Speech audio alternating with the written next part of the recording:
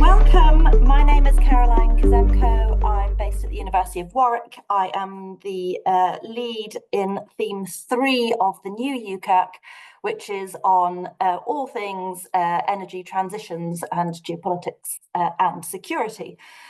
We have 3 excellent presentations for you today. They are all broadly on this subject of how we can rethink energy geopolitics at a time of great change and different types of transitions ongoing in energy systems. So we're going to start with Louis Fletcher, who's going to be looking at energy geopolitics and security and doing some comparisons over time between the 1970s and today. Louis is a member of UKERC and he's based at the University of Warwick. We're then going to move on to Gavin Bridge, who's based at the University of Durham. He is also a member of UKERC, and he's going to be presenting on the specific, slightly more conceptual thinking about what we need to do, what we need to change in terms of how we think about energy geopolitics as systems transition. And then we have Marie-Claire Brisbois. She's based at the University of Sussex.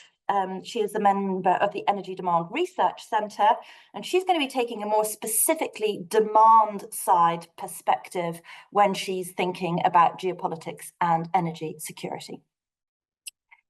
Each of them is going to present for 10 minutes.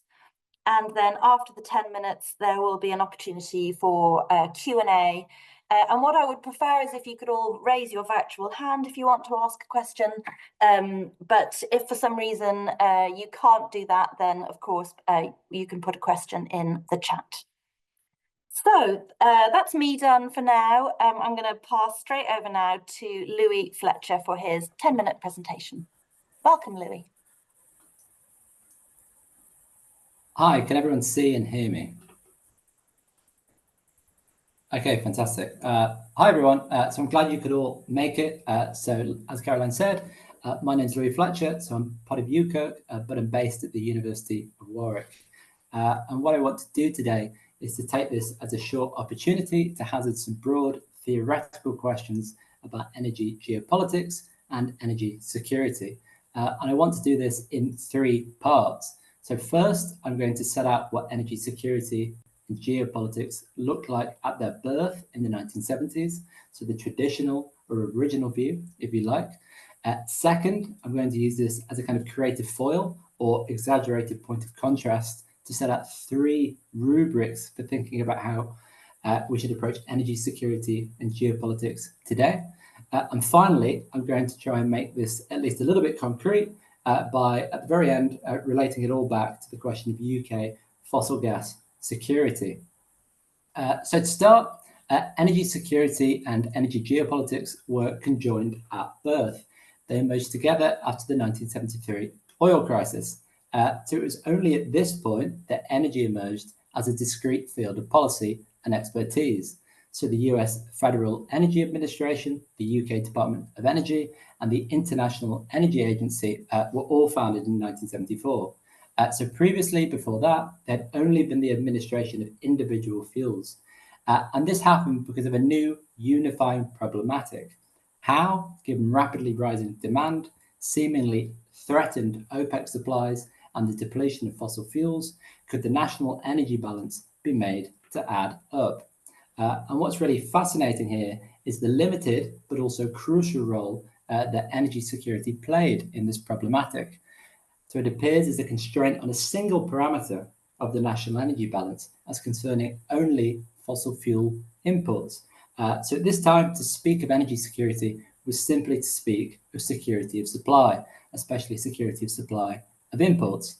But it was this perceived jeopardy of OPEC supplies that drove a lot of the arithmetic behind the wider national energy balance.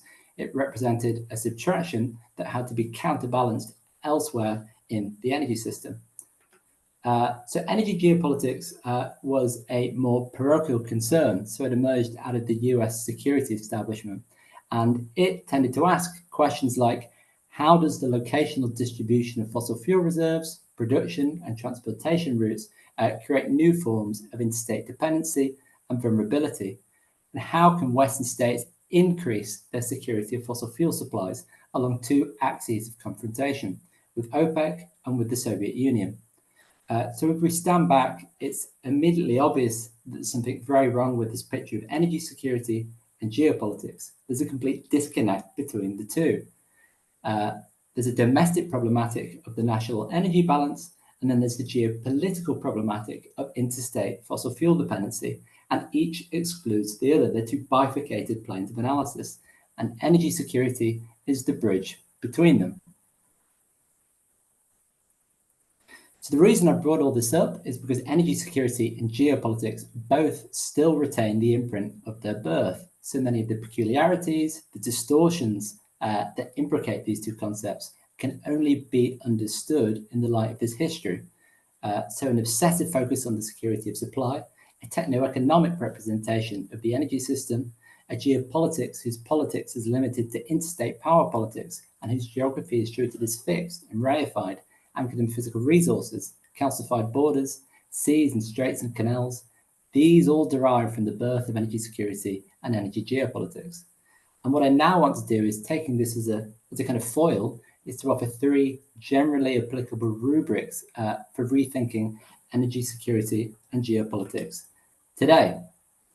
So rubric number one, we need to try and replant these concepts on more neutral ground. So framing energy security as just an attribute of supply never made sense, even just on its own terms. So the quantity of supply required by any energy system is obviously set by demand. They're two sides of the same coin. So we should instead focus on the end for the sake of which the energy system exists, the provision of energy services. This is what we really care about, the reliability, the security of.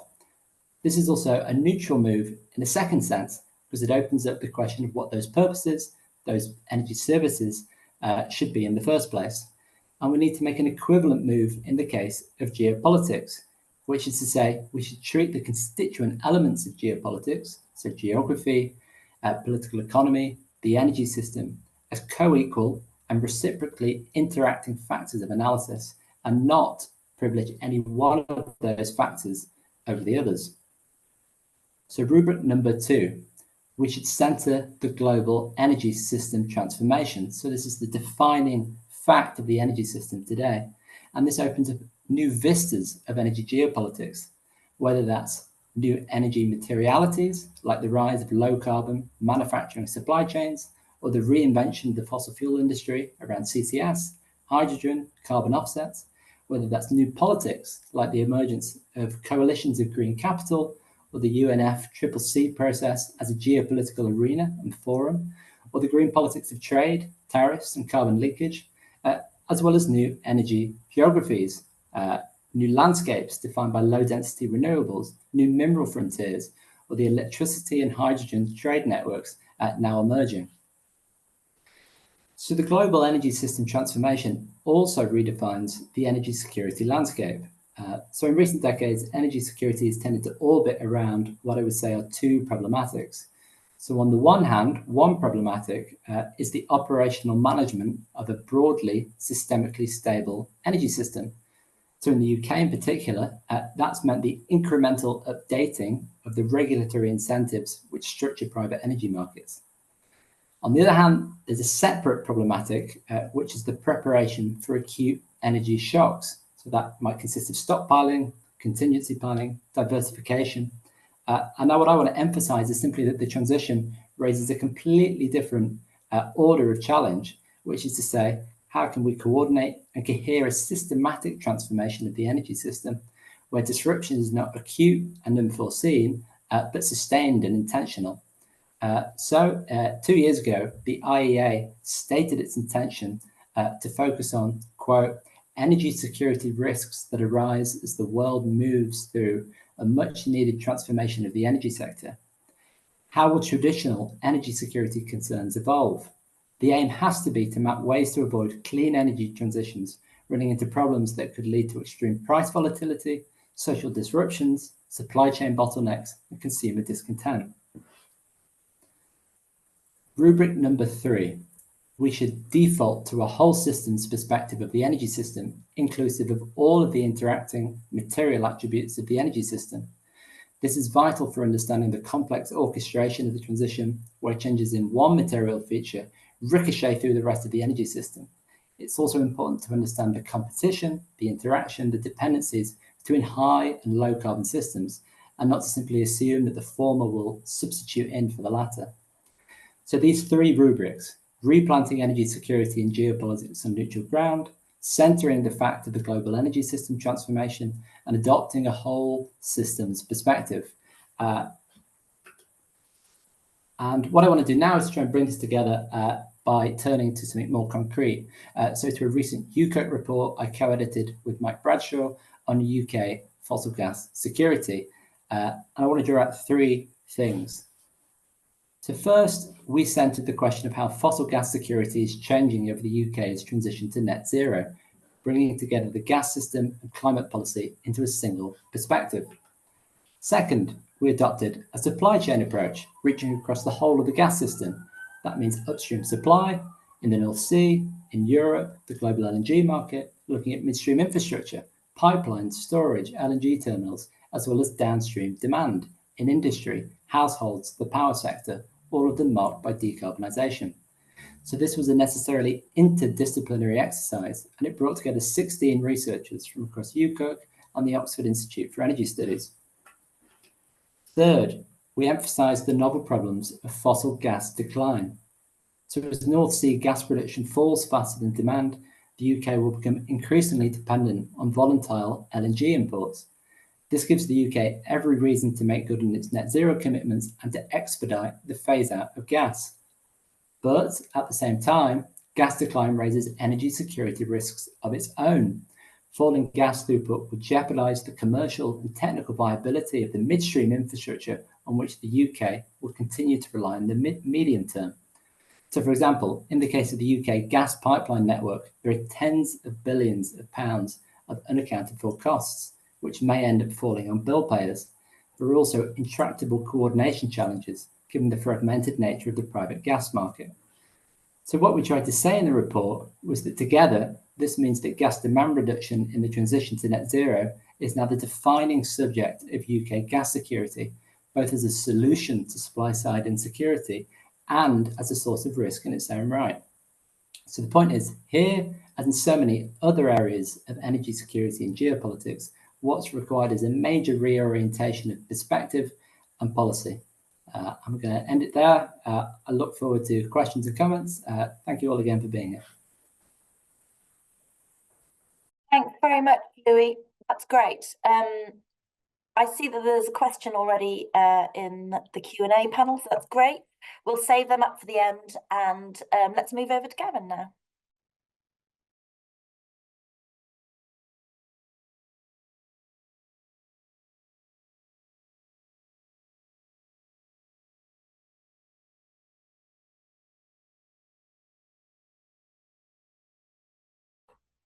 Great, thanks, Caroline. Can you hear me okay?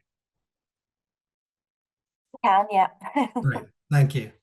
Okay, so yes, good afternoon, everyone. And thanks for the invitation to be part of this afternoon. I'm really going to do 2 things, and it links nicely to some of the comments that Louis has just made. I'm going to talk first of all about a paper that Caroline, Louis, and some other colleagues and I were involved in that came out earlier this year in Geopolitics on the theme of rethinking energy geopolitics. I'm going to make a few points based on that paper.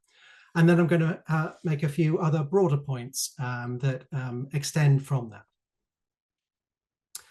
So the paper, Rethinking Energy Geopolitics, is really motivated by the gap that Louis identified, a sense that our understanding of energy geopolitics is one we've inherited, comes out of a particular historical and geographical moment, and it's anchored by concerns about cross-border supply security around fossil fuels and particularly oil, coming out of the moment of the early 1970s, and a sense that that mode of understanding needs to adapt as the energy system has evolved and changed, and particularly in the context of thinking about an energy system transformation.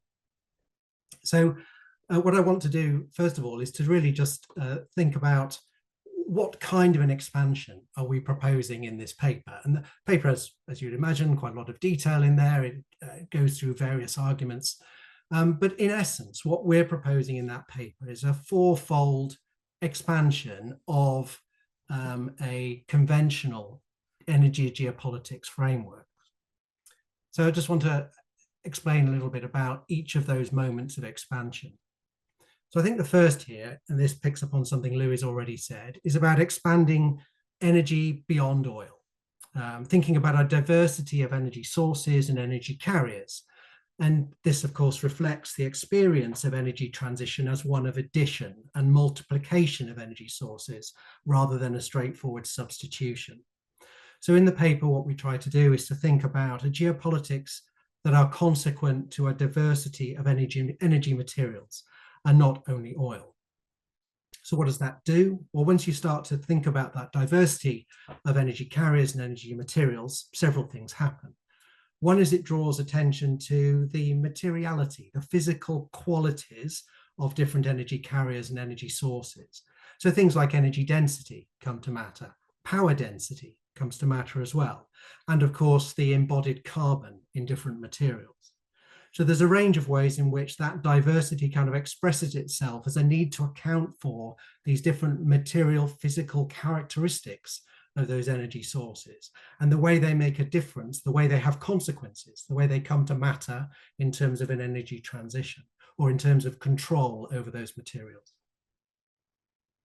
I think a second thing that comes to matter, still with this first bullet point, when you think about that diversity of materials, is a recognition of different volumetric, if I can put it that way, volumetric trajectories. So a scaling up, a scaling of production, particularly around battery materials, if you think about that at the moment, or the ambitions of hydrogen, a sense of future scaling. So the scale characteristics, the need to upscale particular flows, becomes a big part of the technological infrastructural investments, and becomes a big part of thinking about the political arrangements that will sit around those new materials. And of course, too, some relatively straightforward things, but they have big geopolitical consequences in terms of a new geography, a new set of places in the world become important in terms of providing the materials for the energy transition, a new set of appropriations and energy frontiers, if you like, being created around those materials. Things like the salaries, the salt flats of the Atacama, or the solar surpluses of places like Namibia and Morocco, or the aeolian hotspots, so the windy zones and areas, if you like, of underconsumption of wind energy, places like the southern tip of Chile, and the way that those aeolian surpluses can be converted into electricity and into energy carriers like ammonia, that can then cross distance and be sold into other markets. So a whole set not only of appropriation of new spaces, but connectivities, new geographies of connection and disconnection being formed. So I think what it does there quite straightforwardly is thinking about this diversity of materials draws our attention to a set of dynamics that are about what happens when you have a diversity of new materials. And I've laid out some there. And in some instances, these do look rather like concerns about security that we're familiar with around liquid fuels. So a geopolitics of security of supply, most obviously at the moment with concerns about critical minerals, for example, that center on questions of market concentration and security of flow.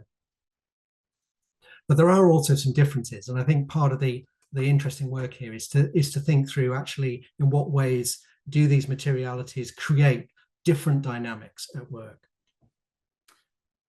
So the second expansion is not just about the diversity of materials, it's actually to think about a politics of energy that moves beyond location. So beyond the location of resource availability and the places of consumption and the transport logistics, choke points, things like that. A politics of location has been central to the way we thought about a geopolitics of oil, for example. So to think about energy beyond that means thinking about questions of ownership and control, not just of location, but about innovation and phases of manufacturing. So we've got a geopolitics then that shifts from being one on resource rents to being supplemented. Resource rents don't go away. They get expressed in a different form, but they become supplemented with a geopolitics based around technological rents. And so that gets expressed, for example, in questions of technological leadership, and it makes energy have a connection to questions of industrial policy. So increasingly then the politics of energy are also those of manufacturing, they're also those of industry, and also those of employment. And this is something that Connor Watt and I recently laid out in a briefing report for UKERC, and James, perhaps you could put this one in the chat, on industrial strategy and the low carbon supply chain challenge, the way that the questions of energy transition are increasingly around that question of innovation and manufacturing. I think the third moment of expansion that we lay out in the paper, and this is something that echoes Louis' comments earlier, is that increasingly the geopolitics are about an interaction between a high carbon energy system in a process, a very slow process, a uneven process of phasing down, and a low carbon energy system that's in a process of build out. And the reason we think this is important is because a lot of the work so far on thinking about the geopolitics of energy transition has been really focused on either side-by-side comparisons of renewables versus fossil, or thinking about a future end state of the geopolitics of renewables world. And what really matters is the midpoint, where we're currently located, the messy mix, the messy middle, as our colleague and co-author Mike Bradshaw refers to it. So what we've got then, if you like, is the geopolitics of transition risk, of asset stranding. That leads to a geopolitics of incumbency, of regime stabilization. What many years ago Thomas Hughes, in his work on large energy infrastructures, referred to as the reverse salient, these kind of rearguard actions to maintain the current regime. It also leads to a politics of diversification. And so we can see that at work in a number of, both of those at work in a number of petrostates at the moment, seeking to hold on to future value from fossil fuel production and marketing and exchange, but also a politics of diversification at the same time. And we can think about other moments of those interactions too, around, for example, the flow of finance to renewables and how the speed of that shift is conditioned by the availability of returns in the fossil sector, something that Brett Christophers and others lay out in their book on The Price is Wrong. And more generally, we can see that tension, if you like, between the difficult experience of many of the international oil companies in trying to ride two horses at once, be a fossil producer whilst also moving into renewables. So that interaction there is a key part of the current moment. And finally, and this is a very brief point, but I kind of need to say it, I think, is that this expansion necessarily involves a shift towards a more interdisciplinary understanding of geopolitics. It requires us, for example, to draw on work, think about materialities of work that's been going on for a long time in ecological economics, to think about power density and energy density as structuring, if you like, the organizational forms and politics that form around materials. Okay, the final thing I want to say, my second point, if you like, is I really want to highlight or consider a difference between thinking about a geopolitics of energy transition, energy system transformation, that's what I've just been talking about, and a perspective that is really about geopolitics and energy system transformation. So what am I getting at? This is more than a semantic difference, I think.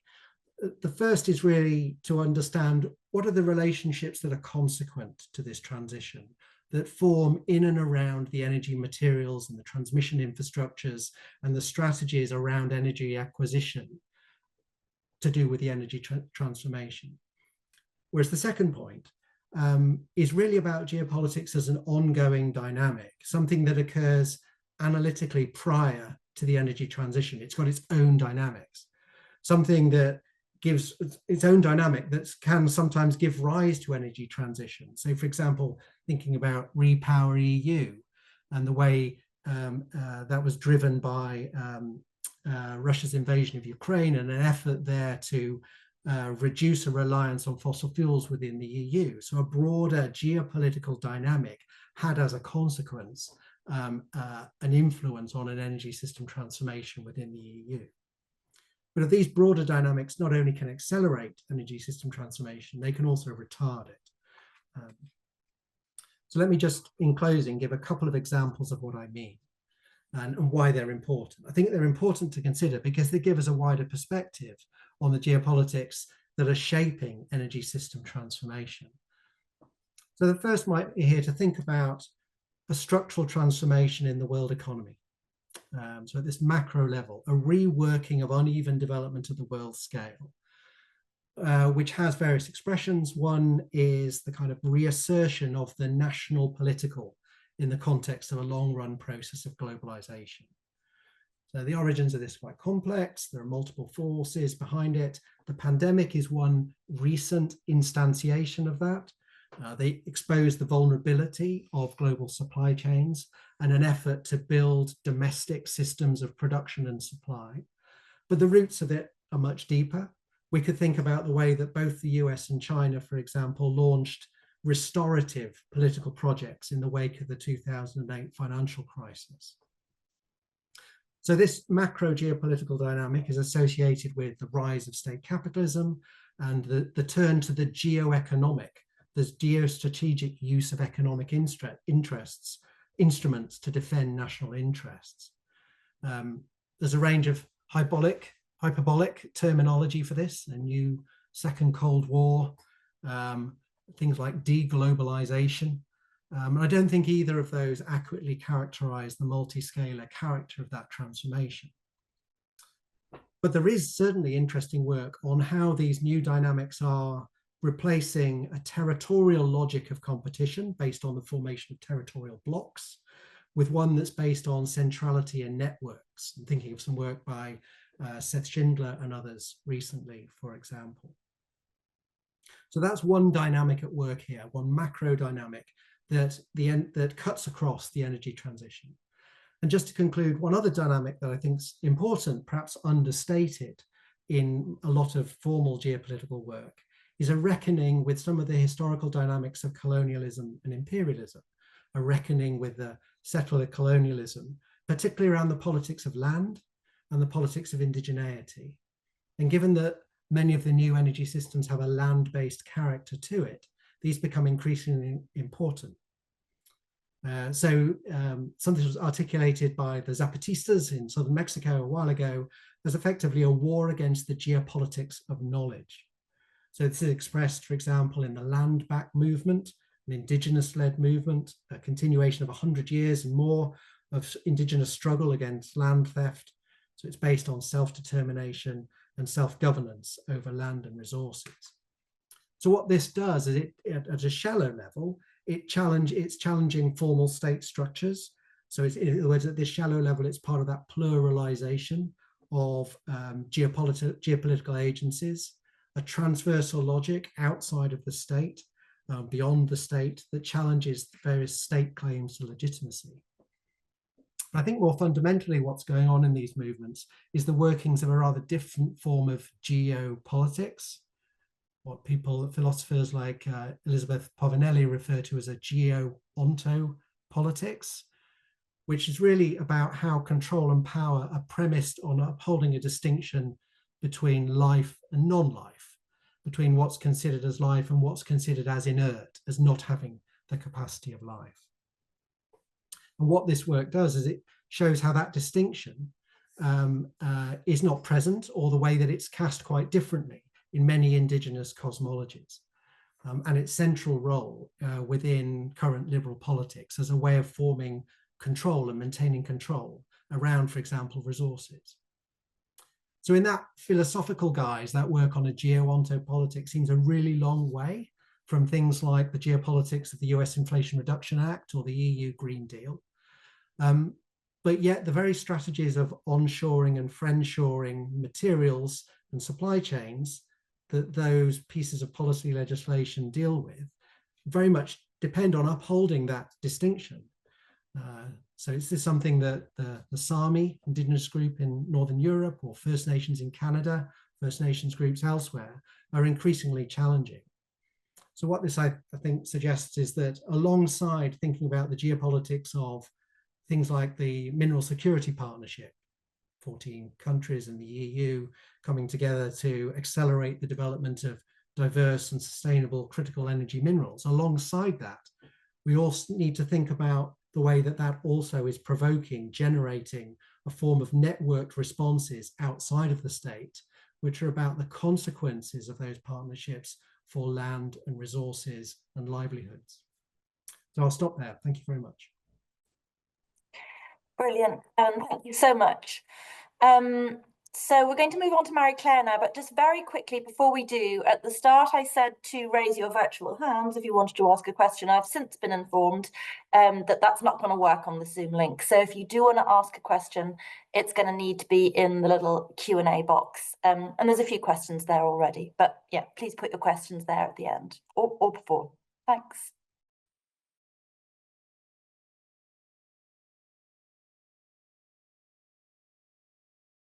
Okay, good. Can you see my screen? I can, yeah. Great, perfect.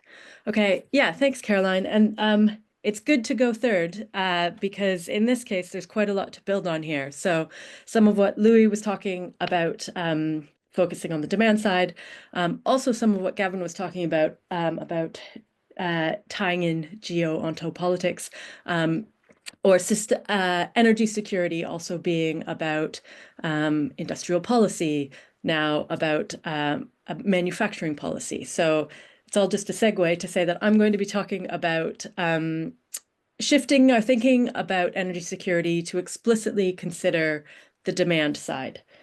And this draws on a paper that is in preparation that a number of people are contributing to from across UKERC and EDRC, including Caroline and Louis. There we go.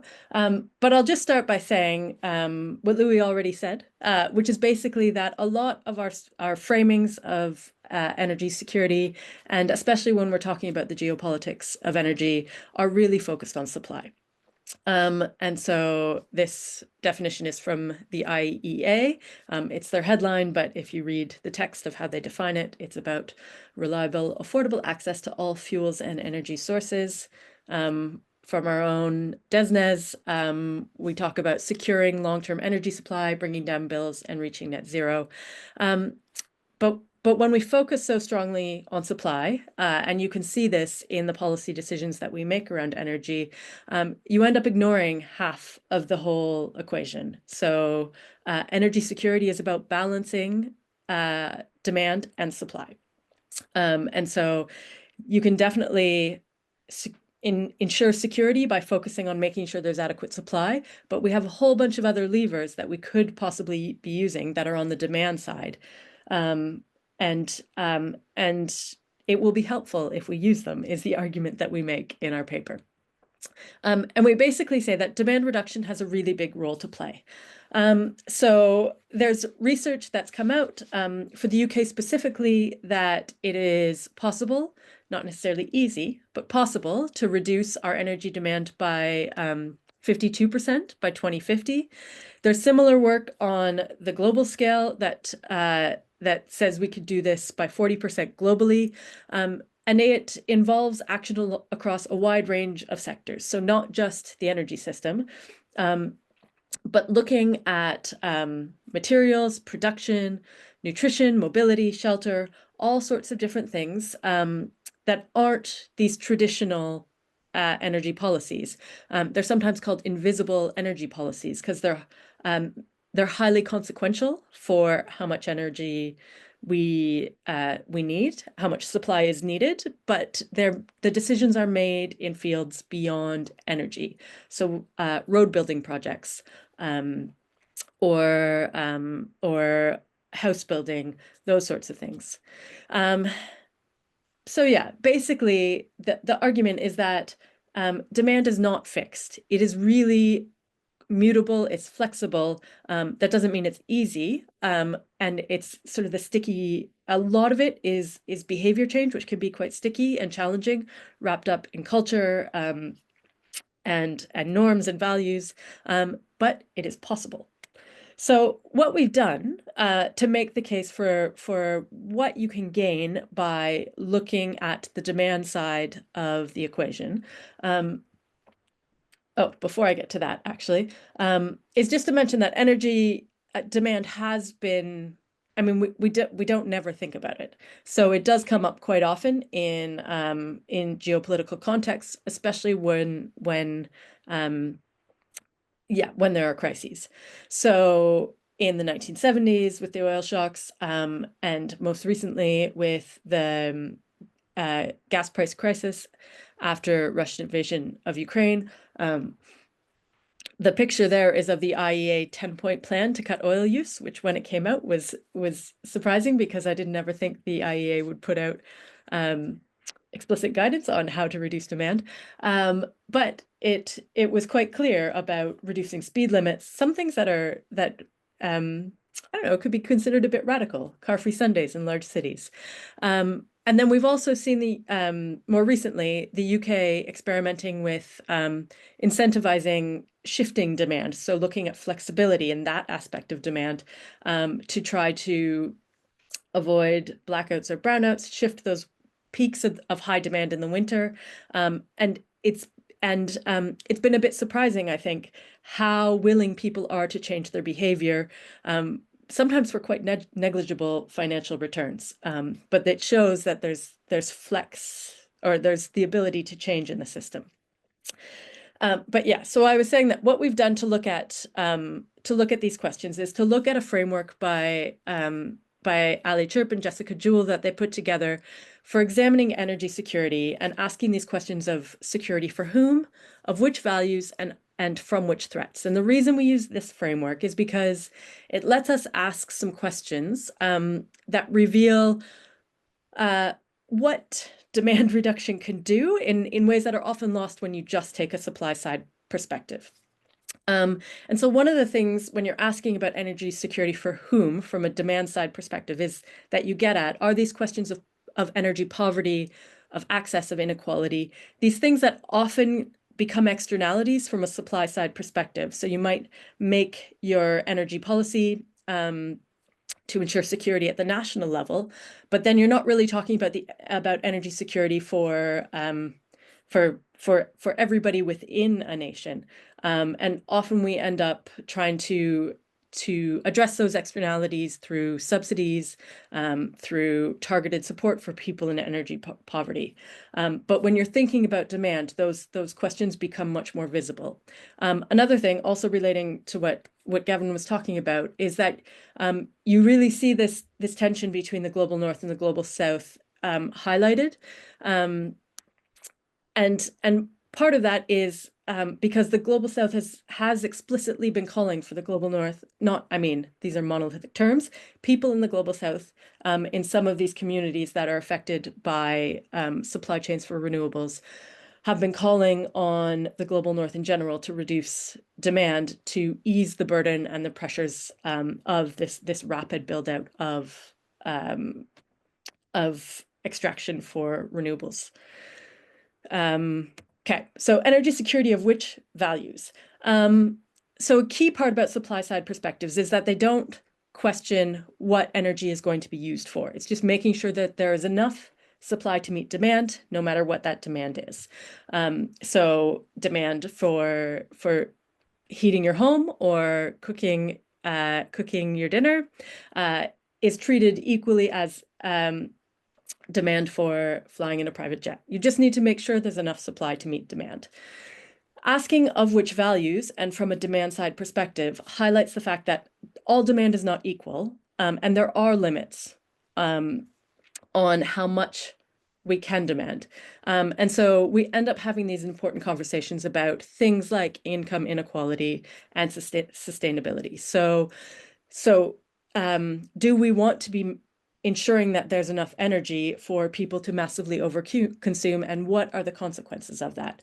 And so the value of that is just bringing these to the fore. These conversations are already there in society, but not necessarily in energy security conversations. And And so another interesting thing that it does is question assumptions about the nature of our energy infrastructure. So when you think about demand, you think not just about sufficiency or who should be using what, but also about things like energy efficiency and flexibility. And that helps us think about things like our electricity grid and what it should look like. So optimizing our electricity grid to be able to have flexibility, to be able to reduce demand, to cut transmission losses, to have your supply happening close to demand, maybe having more decentralized resources. So these questions all get tied up together into a much more interesting conversation about the future of energy systems. Okay, and finally, security from which threats? So when you look at a demand side perspective, you end up talking about much more than, or you end up encompassing security from a wider range of threats. And significantly, we end up talking about climate change. So when you talk about ensuring energy security through the supply side, then you end up with a range of solutions to things like climate change that focus on the supply side. But if you look at the IPCC scenarios, almost all the scenarios that we have to meet targets for 1.5 degrees or 2 degrees focus on carbon capture and storage, which is essentially addressing supply side emissions. But these technologies, I mean, fingers crossed we get there, and we're putting a lot of money into it, but they're not developed yet. And it's a bit worrying that we need to be using them now and we don't have them available now. But the scenarios that do meet our targets without CCS are reliant on reductions in demand. So you end up securing against a wider range of threats, securing against threats from climate change, but you also end up with a whole bunch of co-benefits that come along with demand side solutions, which I'll talk about in a second. So just cognizant of time, what can we do to advance a demand side perspective?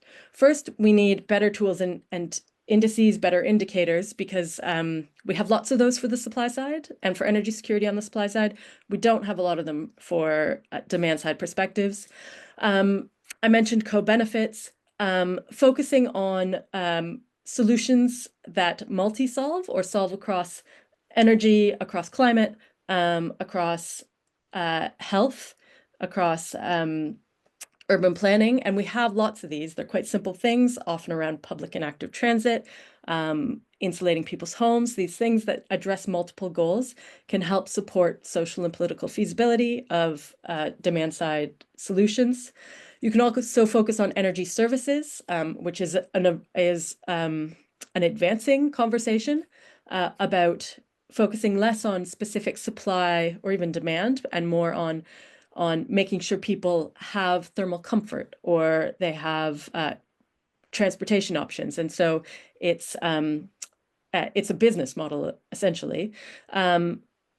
But the whole point is that there's a huge range of possible actions when you take a demand side that can help you address energy security. And by accounting for these, then we're able to progress security conversations while at the same time progressing action on a lot of different fronts where we need to be taking action. I think I should stop there. Brilliant, thanks so much. And can I just ask the presenters if they could turn the cameras on? And then there's quite a lot of questions. Mary Claire, I'm just going to give you a few moments so you can catch your breath. I'll leave the demand questions in for a minute. But Louis, I think the first question, if you can see it in the Q&A, is for you. So it's, do you believe the OPEC oil supply embargo against the US and Netherlands played a key role in the development of energy security institutions as well as geopolitics? And like, to what extent would your rethinking of energy politics make some of that redundant now? Okay, wow, that's a really big question. So the short answer is yes. But the long answer, you'd probably have to address several things. So first, when people speak about the OPEC oil crisis, they tend to treat it as a monolith, but actually it was two crises. So one was an OPEC-wide move to raise oil prices, and two was the Arab members of OPEC responding to the Yom Kippur War and the US support for Israel in that conflict. And that was the embargo. So you have to separate out those two things. That's the first thing.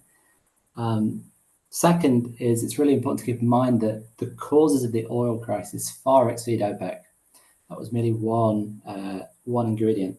So the price rises that OPEC made across the organization were a direct response to Nixon's devaluation of the dollar, which eroded their dollar-denominated revenues.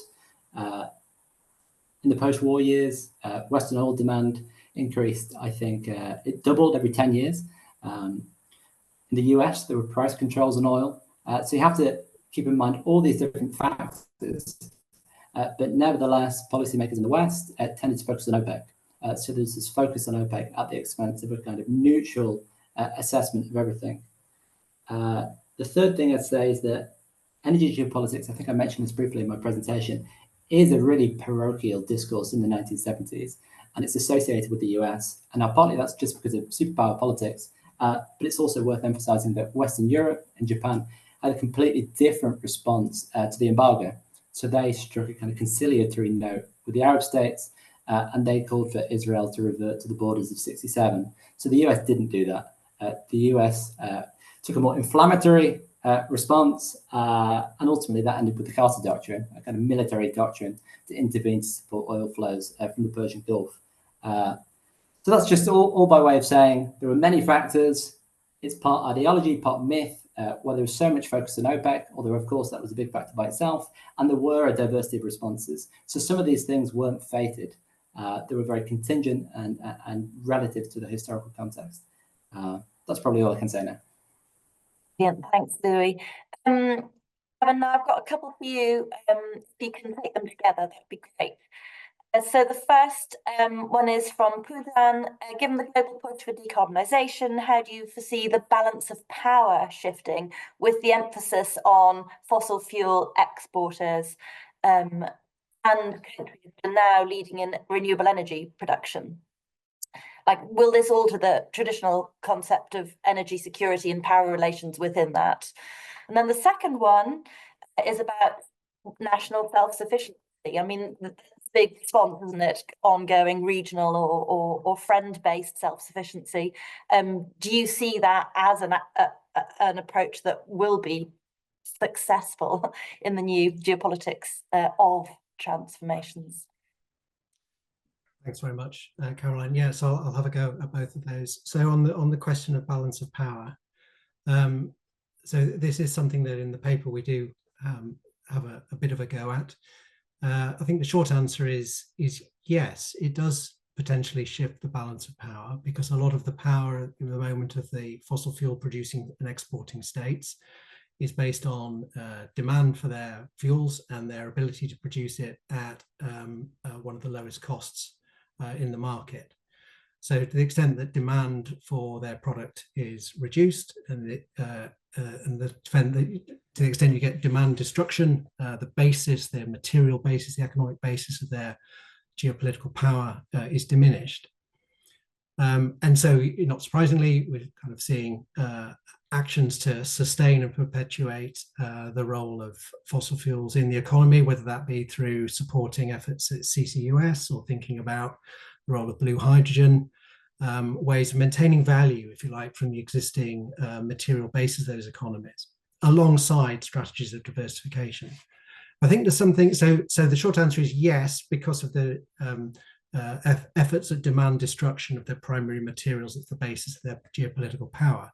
But I think there's something else interesting going on here, which we tried to get at in the paper, is the way that in a transition away from fuels towards, particularly towards renewables, which are based on capturing and transforming ambient energy sources where there's no equivalent to the fuel component, that the basis of power around the energy system changes. So it shifts increasingly to innovation and materials. And so what becomes more important than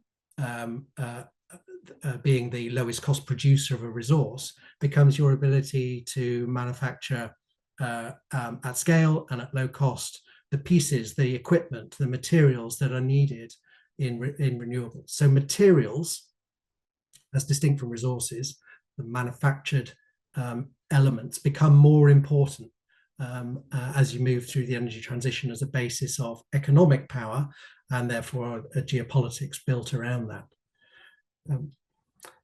So the other question, I think, was around the sort of the dueling dynamics of national self-sufficiency and globalization built around comparative advantage and diversification of supply chains, integrated supply chains through multiple different points of production around the world. So there clearly are some merits towards national efforts to onshore production. Into that, it's driven by a concern around the security of supply, and it's driven around by the potential for jobs and employment in attracting back onshore parts of those supply chains. What's also clear, though, is that no country is able to onshore all of the supply chain for all of the renewable sectors, or even for one of them. So what you're having alongside these efforts at onshoring and developing national supply chains is you've still got cross-border, long-distance supply chains that are globally integrated.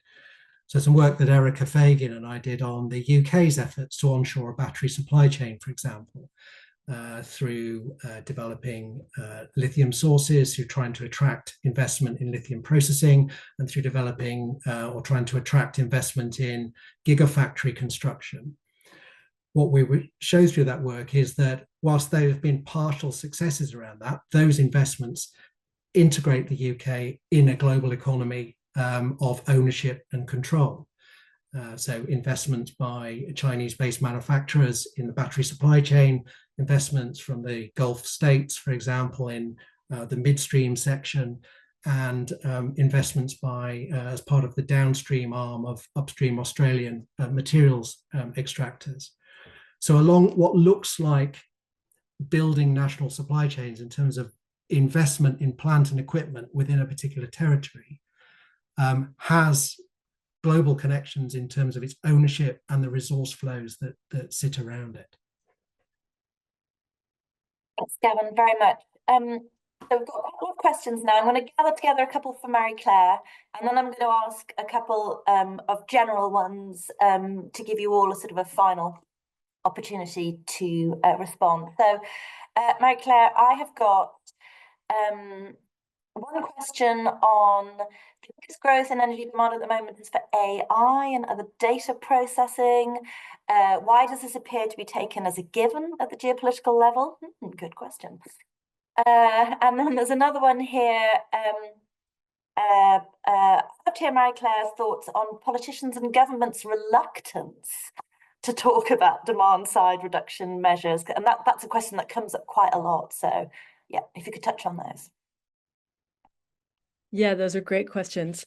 On AI, I mean, I think they just snuck it in there. Like, it's gone so fast, and people are only now realizing how incredibly energy intensive AI is. And this is a conversation that's it needs to happen. Because I think there was something, Google having a power purchase agreement for nuclear. I think that was in the news recently.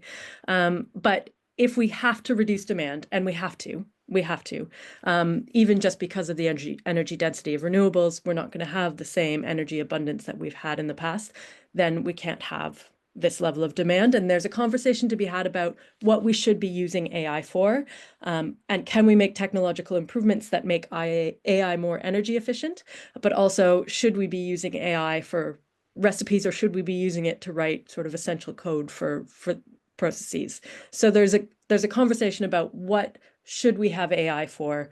When is that really high energy demand worth it? And also, can we reduce that energy demand? So much bigger. On the politicians and governments, it's a great question, and it's something my colleague Janine Morley and I have written a paper on political feasibility and energy demand. It's currently it's a conference paper, so it's not released to the public yet. But if anybody wants it ahead of, I think it's January, I think it will be open. But I'm happy to share it. That's talking about all the different things the ways we need to think about making these solutions, demand solutions, more feasible. We also have an active project with the Energy Demand Research Center right now, working directly with policymakers and people in policy adjacent fields about making things more political feasible. A lot of it is around this question of co-benefits. It's something my colleague Tim Foxon, all through EDRC, is working on, but making these broader arguments or justifying it across different domains, like health, like environment, like city planning, those sorts of things. But then it's also much wider. So thinking about everything about values, working with the public, working through the media, if we could do that, to change norms and culture, and all the way through to talking to the Treasury, seeing if we can shift. I mean, this is maybe shooting high or aiming high, but can we talk about cost benefit analysis and how rigid they are? So really taking a broad view on how to do this and how to have these conversations. That's great, thank you very much. So I'm going to try and bring together some questions into some broad 3 questions for all panelists, please. So I've got one here from Mark Winksell.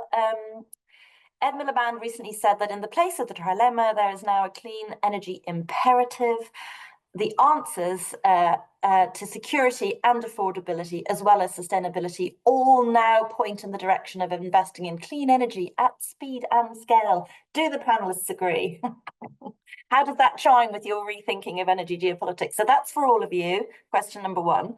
Number 2, there's quite a few questions just touching on sort of distributional issues, issues around equity and justice.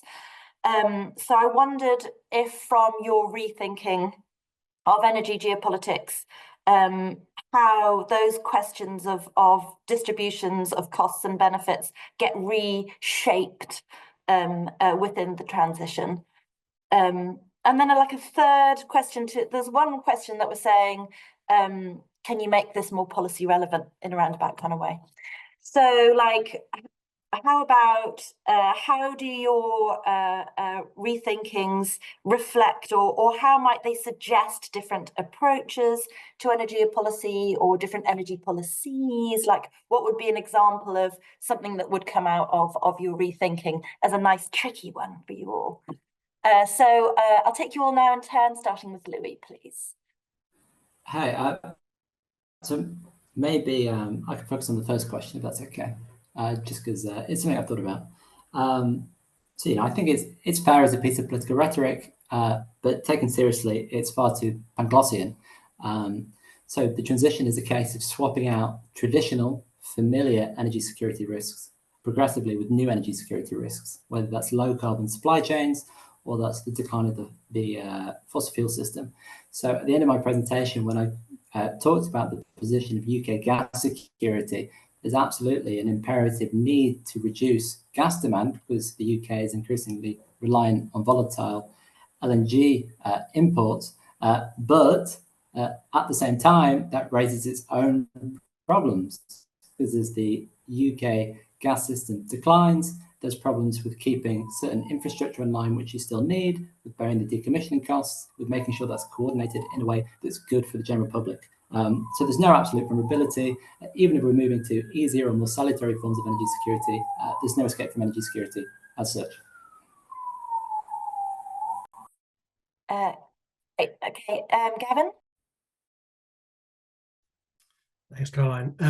Yeah, I mean, on the question of trilemma, so the idea of trilemma is obviously that there's trade-offs, and the suggestion there from Ed Miliband is that we've kind of moved beyond the trade-off realm, and so what he's doing here is making a case for action in a particular direction, a trajectory of travel.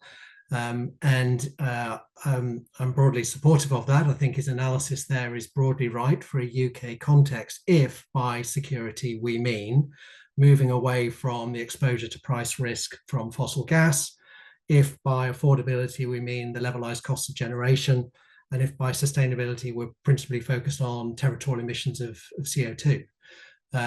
So the devil's in the detail of how you define the 3 points of the trilemma, but broadly within that, I think the direction of travel that he's indicating is right. Of course, what's not said, in addition to some of the things that Louis was identifying, is there's nothing there about ownership.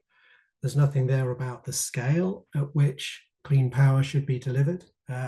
It's being delivered in a way that is legible to private capital, which typically means at a very large scale, big bits of kit. And it says nothing either about the manufacturing side and what this transition might mean for jobs and employment and the potential for, and the fairly weak experience so far of creating jobs around the renewable sector in the UK, particularly in the wind, in the wind sector. So that would be my response on that question. I'll hand over now. Brilliant, Mary Claire. Yeah, again, good to go third, not have to say all of it. But yeah, I mean, I also agree that it is the direction we're moving in. And to address the questions of speed and scale and justice together, we've just wrapped up a whole bunch of work on energy coal transitions in Europe. And the key finding from that project is that you can't always go fast. So in order to go fast, we have to go slow. Because what we're seeing in Europe is that by going too fast, we're running into resistance. You're creating conflict. You're creating resistance and unrest that's leading to populism and all sorts of things, but is also slowing things down because projects can't get built. And we need as much renewables or as many renewables as much. I don't know how the grammar there, but we need it all. We need a lot. But we won't be able to do that just by focusing on the supply side, because it's not a simple substitution. It's not a transition from oil and gas to renewables. It's a transformation of the energy system. It's a transformation of demand, which inherently involves shifting how we behave, shifting culture, shifting values. And it needs to be as fast as we possibly can make it, but we can't make it go too fast. Brilliant. What a line, Brendan. So we've gone over time. I'm so sorry. Your questions have all been fascinating, and trying to choose between them was very difficult, but we have gone over time, so I think we're going to have to stop now. But thank you very much to our three speakers, and thank you very much for listening in and asking some great questions.